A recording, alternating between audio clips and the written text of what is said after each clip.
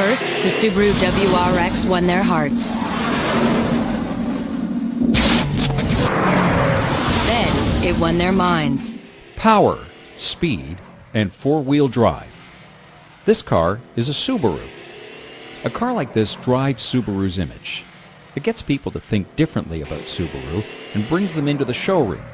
And once they've bought, then they encounter Mr. Survey. Joe Barstis doesn't mind the nickname his colleagues gave him because he has helped his company understand the mind of the customer. If you look at the demographic and psychographic profile, I mean, what makes up a Subaru owner, what he thinks about and what his interests are, you'll find that a Subaru owner is highly intelligent, highly independent, wants to tell you about it, feels an affinity for the product and for the company. Very interesting, almost quirky in a sense, where they just feel this.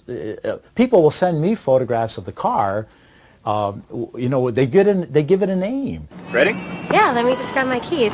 I'll drive. No, I'll drive. But I'm right here. That name could easily be loyalty. The new all-wheel drive Forester. Hey, why don't we let Belle decide? Like the dog in this commercial, Subaru wants its customers to be loyal. But then, what company doesn't want loyalty? Cars are different, though. It's easy to become loyal to a brand of beer or a coffee shop because you use it all the time. But after you've purchased your car, you're not going to buy another one for a few years. So during that period of time, Subaru wants to keep the good feeling going. My job is to integrate that car into their life so that at some point when he turns to Mary at breakfast and says, you know, we got to think of getting a new car. Let's go look at the Subaru guys. I think we owe them a look. They've been pretty nice to us. They've kept us informed. They've reminded us to do things. The car's held up pretty well. The dealership's been pretty good. I think we owe them a look. If I can get to that point, I've done my job. That's where the surveys come in. How was your service experience? How does Subaru compare to other service providers you visited? What about the buying experience? How satisfied were you? What were the salespeople like?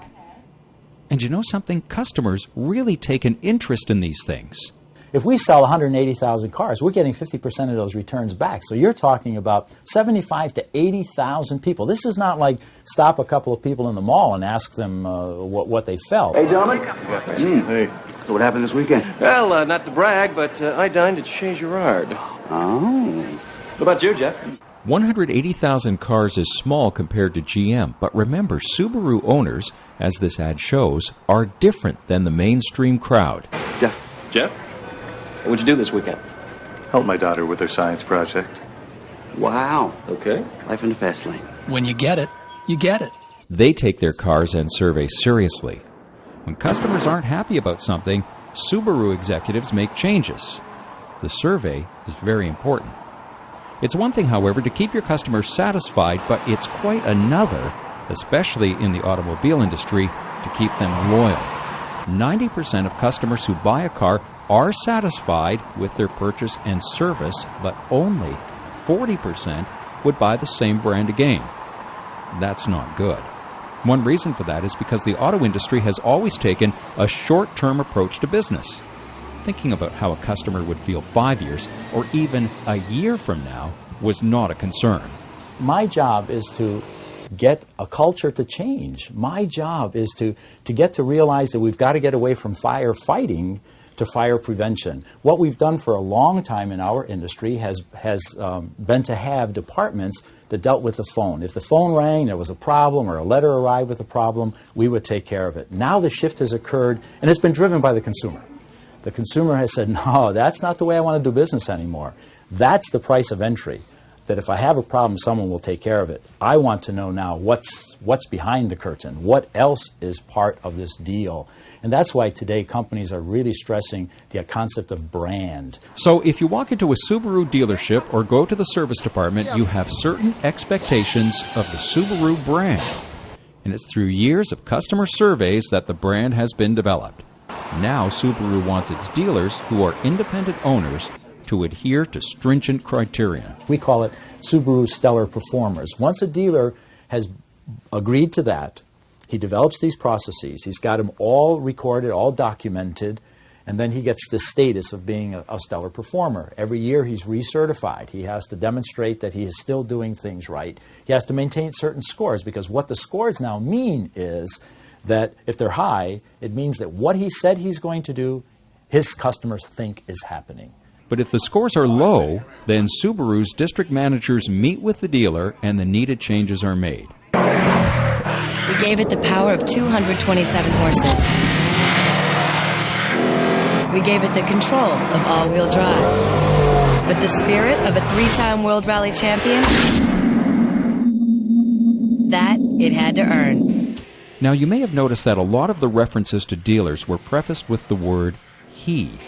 The auto industry has been a notorious male bastion for years, but now women are beginning to play a much greater role. The market demanded a sensitivity to women, because women said, no, I'm not going to put up with this nonsense. It would kill a deal in a heartbeat if a salesperson said to a woman, why don't you bring your boyfriend in or your husband? So the surveys being done by us, surveys being done by independent third-party survey companies were saying, you as an industry better get your act together around the female, because you're just killing your business. Anybody that has taken an opposite point of view, a sensitivity, a respect, they were starting to thrive. So it didn't take a rocket scientist to say, no matter how I feel about it, I've got to change. And so what we have found now is that the market has changed. Dealerships now recognize that I've got to have women in there. It's very important. And certainly even the men I have now have to be sensitivity trained, And it's worked its way all the way up. You'll find virtually every automobile manufacturer now, corporate headquarters, is a lot of women management. Joe likes to philosophize about the many changes he has seen since starting with Subaru 18 years ago. And it comes to him naturally. His BA is in philosophy and his MA is in theology. So how does one go from reading Plato and Socrates to being Mr. Survey? My philosophy and my theology background allows me to look at a human experience with a product, with people. Because remember, if there's a dysfunction here, the dysfunction can occur if somebody calls in here and says, I got a problem. The problem could be a dysfunction with his car, with his dealer, with his own ignorance about how the bloody thing works.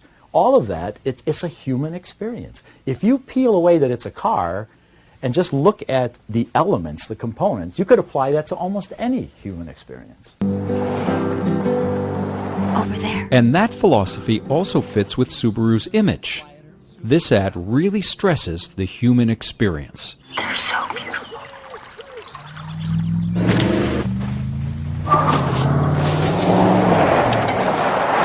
Imagine a sport utility designed to find harmony with nature.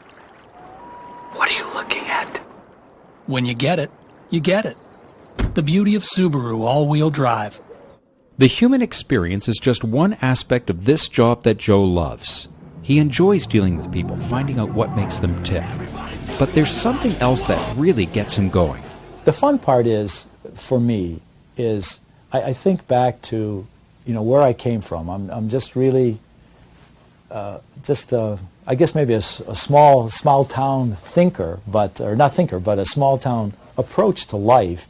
But I'm in a big world. I mean, I watch stuff like Wall Street, and I watch these movies, where these guys that buy, sell.